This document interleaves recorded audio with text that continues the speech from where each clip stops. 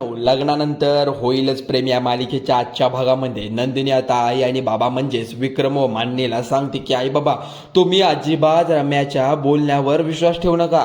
यावेळी तर पिहूने रम्याला खोटं पाडण्यासाठी काही केले नाही आहे. मग आता रम्या मोठ्यानेच म्हणते मग तू केलं असेल नंदिनी, काय झालंय ना, तसं तूही माझ्या आई आणि मी खटकतोय तुला. आजकाल तू पिहूची खूपच काळजी वाटते, याचं नाटक करत आहे, मागे पुढे फिरत असतेस, मग कशावरून तू तिचे कान भरले नसशील असं रम्या आता कान आरोप करत असते नंदीवर. तेव्हा सगळेजण धक्क्यानेच आता नंदिनीकडे रम्याकडे पाहत असतात. त्यावरती नंदिनी विचारते काय मी आता कान भरले असेल तिच्या हाताने हे जे काही चित्र काढले त्याचं काय असं आता ती विचारते. त्याच वेळी आता विक्रम विचार पडतो की कसलं चित्र. मग तो थेट नंतर तिला विचारतो काय ग नंदिनी कसल्या चित्राबद्दल बोलते तू. तेव्हा नंदिनी लगेच ते चित्र दाखवते.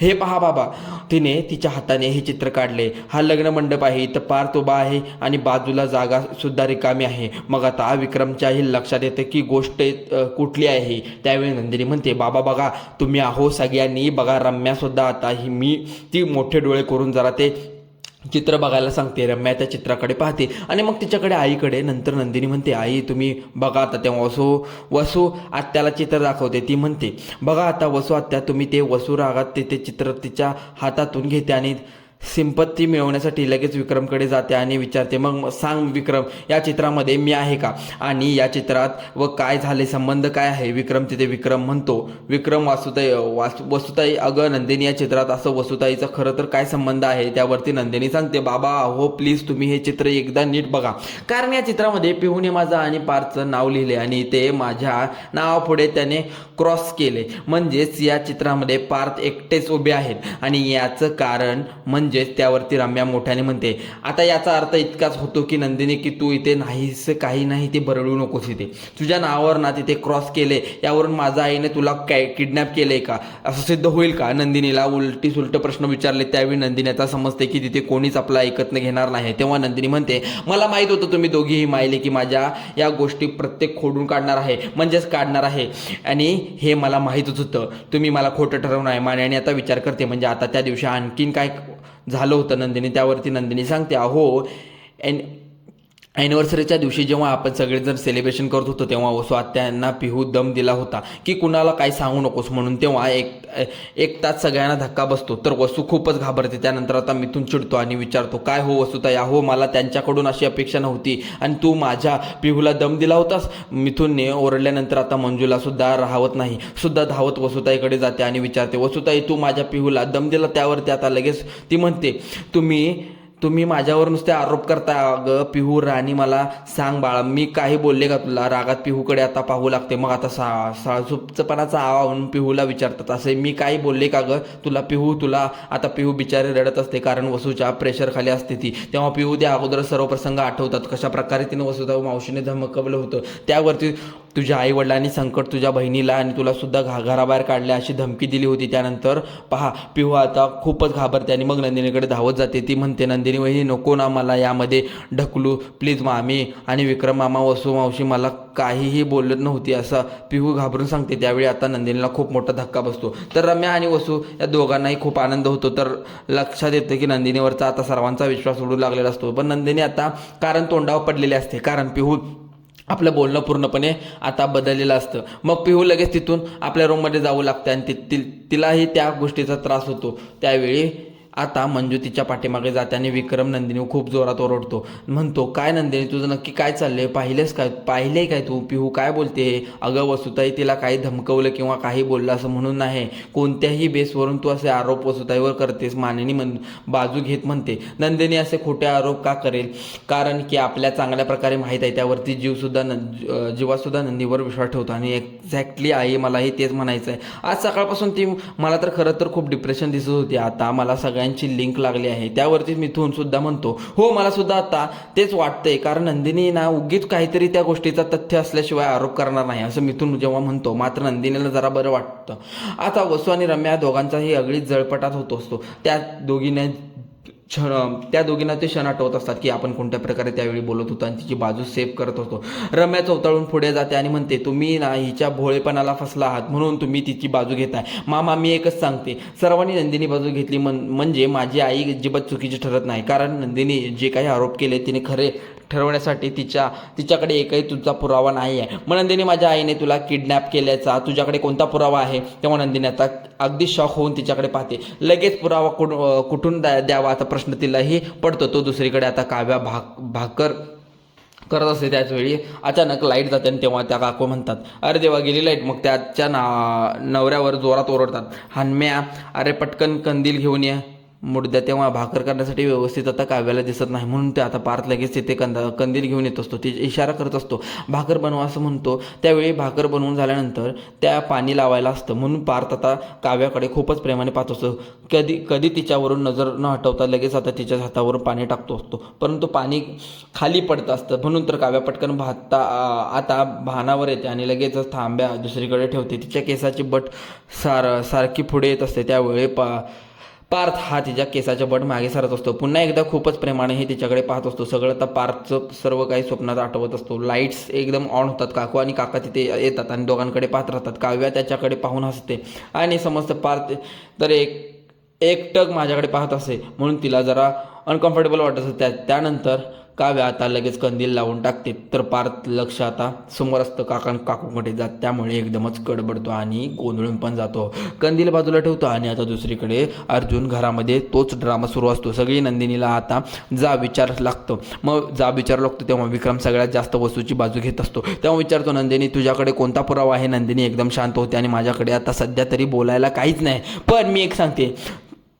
चिडून विक्रम म्हणतो, अगं तुझ्याकडे असले काहीतरी ठोस पुरावे नसतात. वसुताई नको आरोप काय केले असतील ते तू बघ. आता उगीच तिला शर्मेने सर्वांसमोर अशी मान खालावी लागली आहे. बघ, असं करू नकोस. खूपच जोरात नंदिनीवर ओरडतो आणि बहिणीवर नंदिनी आरोप केलेले असतात. म्हणून तर त्याने नंदिनी आता खूप रडत असते. तिच्याकडे आता ठोस पुरावा नसताना त्यावेळी ती विक्रमला समजावते, बाबा, वसू आत्याला अपमान करायला माझं असं काय नव्हतं, पण त्यांनी जे केलंय ते बाबा, त्यामुळे आमचं चौघांचं आयुष्य पूर्णपणे बदलून गेलं आहे, ती सुद्धा एका क्षणामध्ये. कारण तुम्हालाही माहीत असतं, बाबा त्या लग्नामध्ये सर्वांनी माझ्या आईबाबांना खूप शिव्या दिल्या, शाप दिले आणि तोंड काळं करायला निघाले होते. सर्वजण असं सांगत असताना घरातील सर्वांच्या डोळ्यासमोर ते आता भयानक प्रसंग जात असतात. कशा प्रकारे आठवत असतात.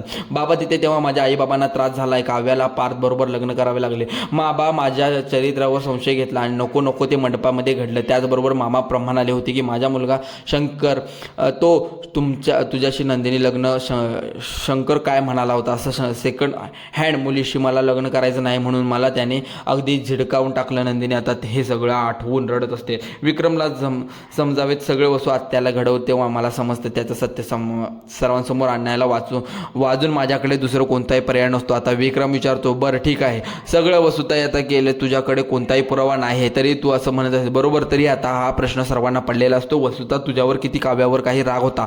मग आता विक्रमला तिला प्रश्न पडतो की देवा, नंदिनी वसूकडे अजून रागात पाहत असते. मग लग्न मोडण्याचा मार्ग, त्याचबरोबर नंदिनीला किडनॅप करण्याचा मार्ग वसूचा खूप मोठा हात होता हे नंदिनीला माहीत असतं. पण तिच्या नवऱ्याचा जीव धनंजय घेतला असं वसूने नेहमी वाटतं. पण म्हणून वसूने लग्नामध्ये एवढं मोठं कारस्थान केलं असं नंदिनीला माहीत असतं. परंतु तिला ही गोष्टसुद्धा माहीत असते की हे कारण जेव्हा ती आत्ता सांगेल तेव्हा त्या कारणावर कोणीही विश्वास ठेवणार नाही, कारण माझ्याकडे एवढेही पुरावा नाही त्यावरून. आता मग विक्रम पुन्हा एकदा विचार करतो, बोल ना, तुझ्याकडे काही वसूचे पुरावे आहेत का? मला लगेच नंदिनी बाजू घेते आणि म्हणते, हो मी सांगते, अहो मला माहीत आहे वसूचा काव्य आणि नंदिनीवर राग नव्हता, त्या दोघांनाही आईवडिलांवर तर राग होता. तर जीवाला सुद्धा आता काही कळत नाही, नक्की काय चाललंय तो विचार करत बसतो. तितक्या शांत बसतो. त्यावेळी मानेने विक्रम सांगते, तेव्हा पार्थ नंदिनी लग्न ठरत होते तेव्हा मात्र प्रचंड विरोध केला होता ताईंनी, आठवते का ना तुम्हाला? मग विक्रमला सुद्धा आठवते की वसूने सांगितलं होतं की माझ्या मुलीच्या सुखासाठी ना हवं ते करीन, परंतु हे लग्न अजिबात होऊ देणार नाही. मग असा कशा प्रकारे वसूचा अकाउंट तांडव सुरू होतो. मग घरामध्ये गोंधळ चालू होतो. मग आता तिथं लग्नाची पत्रिका फाडून टाकली होती. मग सगळं काही विक्रम आता आठवू लागतो. तेव्हा आता वसू आता लगेच पुढे येते आणि म्हणते, हो माझ्या लग्नात विरोध होता. मग मला मान्य आहे, माननी माझ्या लग्नात विरोध होता, पण मांडणी म्हणून मी नंदीला किडनॅप करेपर्यंत माझी मजल जाईल का? मी इतकी उलट्या काळजाची वाटते का? माझ्या भाच्या बायकोबरोबर मी असं कांड काय करीन का? मग बसू रडत मानेनी म्हणत असते. त्यावरती ताई अगोदर तू रडणं थांबव मग असं म्हणत ती मला चांगल्या प्रकारे माहीत असतं विक्रम म्हणते. तेव्हा नंदिनी आता मानेने अजूनही विक्रमकडे पाहत असतात. मग विक्रमच्या डोळ्यातून कसली पट्टी बांधलेली असते वसूची काय माहीत. बहिणीच्या खोटारडेपणा याला दिसतच नाही. जीवाला सुद्धा जरा शॉकच बसतो. मग त्या थेट वसूला आता पाठीशी घालत असतो. त्यावरती विक्रम रागात नंदिनीला म्हणतो, बघ नंदिनी, आज तू जे काही वागले आहेस ना ते अजिबात आवडलेलं नाही. नंदिनी सुद्धा त्या मतावर अगदी ठाम असते. म्हणून तर हे पहा बाबा, माझं चुकलंय, मी म्हणणार नाही कारण मी खोटं बोलत नाही. माझ्या मनावर माहीत आहे की माझ्या माणसाच्या शब्दाला किती किंमत आहे. किंमत असते ही फक्त माझ्या पुराव्यावर असते. ठीक आहे, हरकत नाही. तरीही मी तुम्हाला शब्द देते तेव्हा ती सिद्ध करते ही पुरावे असं म्हणत असते. मी अजिबात गप्प बसणार नाही आहे कारण त्यांच्यामुळे हे अगोदरसुद्धा अग्निपरीक्षा दिली आहे, आता पुन्हा द्यावी लागणार. तरीही मी मागे फिरणार नाही असं म्हणून ती वसूकडे जाते आणि म्हणते, पुरावा हवा आहे ना तुम्हाला? होय, देईल मी पुरावा. आणि किडनॅप करण्याची वसू अत्याचारच केलं आहे सर्व काही पुरावा असं म्हणत ती 24 तासाच्या आत आणून देते असं म्हणते. नंदिनी आता निघालेली असते. त्यावेळी रम्या मात्र लगेचच तिला अडवत होते. हात जोरात पकडत तिला म्हणते की बरं, जर तू पुरावे आणू शकली नाहीस तर तुला आमचं घर सोडावं लागेल. नंदिनी अशा रम्याला अड घातल्यामुळे मात्र आता जीवाला राग येतो. पुढे येतो आणि म्हणतो, रम्या काय बोलतेस तू? घर नंदिनीत सुद्धा आहे आणि घर सोडेन. तेव्हा नंदिनी जीवा शांत करतो आणि विचारतो, काय मला चॅलेंज करते का तू? आता मी तुला चॅलेंज एक्सेप्ट करते. तेव्हा आता 24 तासाच्या आत मी पुरावे आणून दाखवते असं म्हणत असते. तुम्हाला सुद्धा त्यावरती विश्वास ठेवावा लागेल. तेव्हा सगळेजण धक्क्याने आता लगेच नंदिनीकडे पाहतात. जीवा मात्र थोडाच घाबरतो आणि नंदिनी म्हणते, जीवा घाबरू नको कारण पुढील 24 तासात मी पुरावे घेऊन येईल. तेव्हा माझ्यावर घर सोडायची वेळ कधीही येणार नाही. एवढं कॉन्फिडन्सने ती जीवाला सांगत असते. मग वसू समोर जाऊन उभी राहते. म्हणते, नंदिनी बोलून नाही तर करून दाखवते वसू आत्या. तेव्हा सगळेजण आता नंदिनीकडे पाहतात. तेव्हा नंदिनी चुटकी वाजवून सांगते, 24 तासामध्ये मी सगळे पुरावे तुम्हाला आणून दाखवते. एकदा नंदिनीकडे पाहत राहतात. आणि नंदिनी असं बोलल्यानंतर रम्याच्या डोळ्यामध्ये मात्र आता थोडी भीती असते. आता दुसरीकडे काव्यानी ही भाकर करत असते. थोडं चटकन आता तिला जोरामध्ये ओरडते कारण तेव्हा सगळेजण तिच्याकडे पाहू लागतात. पार्थला थोडं वाईट वाटतं आणि काव्याचा चटका बसलेला असतो. त्यावेळी कारभारी असं म्हणून खूप नाजूक असते आणि ते सगळं पाहून चटका बसल्यानंतर आता काकू पार्थला म्हणतात. तेव्हा पटकन बोलवून जाते. बार्बी डॉल काव्याला रागातच त्याच्याकडे पाहते. ते मग आणि बार्बी डॉल म्हणजे असं काकू विचारतात. तर पार्थ आता घाबरतो. म्हणतो की बाहुली आहे हो, बाहुली, खरंच बाहुलीसारखी आहे तुझी बायको. पार्थला काकू म्हणतात. त्यानंतर आता काकासुद्धा म्हणतात, अशीच होती ती पहिली बार्बी अशी सारखं सांगत असं आणि मन गिळून आणि हानम्या गिळून त्या अगोदर असं काकू शांतपणे जेवायला सांगतात. त्यानंतर पार्थ म्हणतो, मला ना एक गाणं आठवले का विचारतो. हां ते मग पार्थ लगेचच गाणं काव्याला म्हणू लागतो. संसार संसार तसा चुल्यावर आणि असं गाणं म्हणता चटके मग आधी हाताला चटके मग मिळते भाकर असं गाणं म्हणल्या त्यावेळी काव्याला घाबरत नाही. तेव्हा काका म्हणतात, भाकर दे चला आम्हाला. तेव्हा ते दोघे गरमागरम भाकर तिथं खात असतात. म्हणजेच फोनवर आता पार्थच्या फोनवर कोणाचा तरी फोन येतो आणि म्हणून आता तो रिंगचा आवाज येतो आणि म्हणतो, माझा फोनवर वाजतोय. तेव्हा काकू म्हणतात, अरे एक ना तांदळाच्या डब्यातून तेवढा त्या फोन दे असं काव्याला काकू सांगतात. तांदळाच्या डब्यातून पार्थकडे फोन देतो आणि आईचा फोन असतो. मी जरा बोलून आहे पार्थ म्हणतो. तिथून जातो. दुसरीकडे नंदिनी एकदम शांतपणे आपल्या रूममध्ये बसलेली असते. तेव्हा लगेचच आता तिला सगळ्या गोष्टी आठवतात की कशा प्रकारे वसूने सगळ्या डाव वेगळा पलटलेला असतो. नंतरसुद्धा फोनमधून डिलीट केलं आहे. सर्वांसमोर नाही होऊन पडली आणि विक्रम बाबांनी सिंपत्ती मिळवली. मला तोंडावर पाडलं. कशा प्रकारे मायलेकीचा मला थारेवर धरलं. सगळे माझ्यावर खोटारडे आरोप केले. नंदिनीच्या डोक्यात प्रचंड विचारांचा अक्षरशः गोंधळ झालेला असतो.